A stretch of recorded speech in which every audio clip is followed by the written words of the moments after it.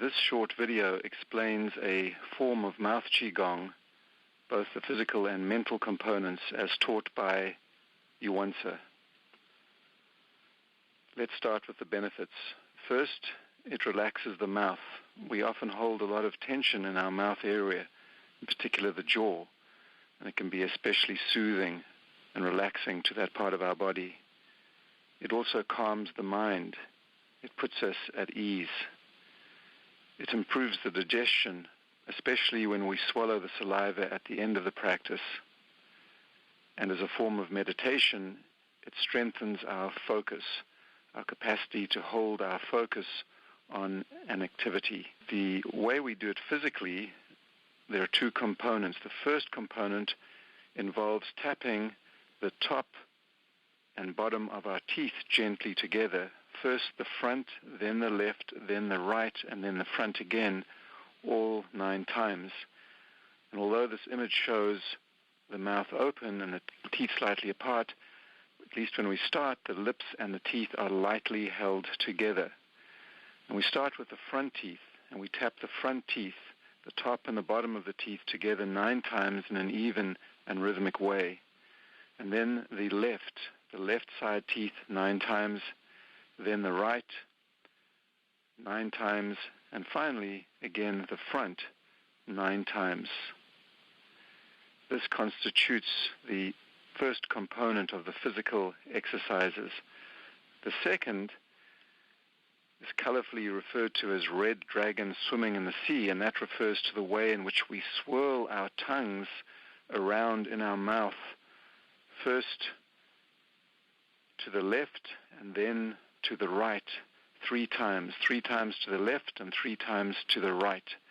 And we start with our tongue behind the upper palate between the teeth and the gums. So that's where the arrow is pointing. So the tongue in this picture is down. But the good thing about this image is you can see the tongue is behind the teeth. That's actually where the tongue would go on as you're going around the bottom of the teeth, because you start, as I say, with your tongue behind the upper palate between the teeth and gums, and you circle first to the left, all the way to the left side, as far back as you can take your tongue. Then you drop down to the bottom. You still keep your tongue back in the back left-hand corner, and then you trace your tongue along the gum line between the bottom of your teeth and your gums all the way forward, and then you get to the position where we see this photo, and then we all go all the way, continuing at the bottom, to the right, and then we pop up. Now we're at the top, upper palate between the teeth and the gums on the top, and then we come from that right top position all the way back to the forward until they're in the front. And this is one circle, and we do this 3 times to the left, and we do this 3 times to the right.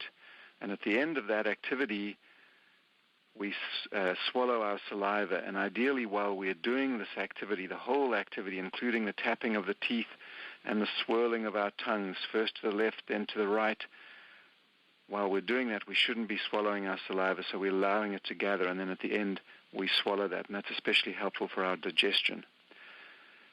Focusing on the mental components, ultimately what we're seeking to do is to hold our attention on the intentional movements that we're making. So the gentle tapping of our teeth, we put our attention there. When our tongue's swirling, we put our attention on those sensations, those physical sensations. The ultimate goal is to unify our mind with our movement, and to this extent it becomes a really powerful meditation as we seek to keep our focus on the activity. I wouldn't be surprised if times you start off doing some mouth Qigong and then end up in narrative mind thinking about other things. And like any form of meditation, when you realize that you've drifted away and you're no longer doing mouth Qigong, bring your attention back. And I would encourage actually just start again at the beginning and see if you can get through to the end of the exercise. And in terms of a habit that we're seeking to form, to reward yourself with the saliva at the end.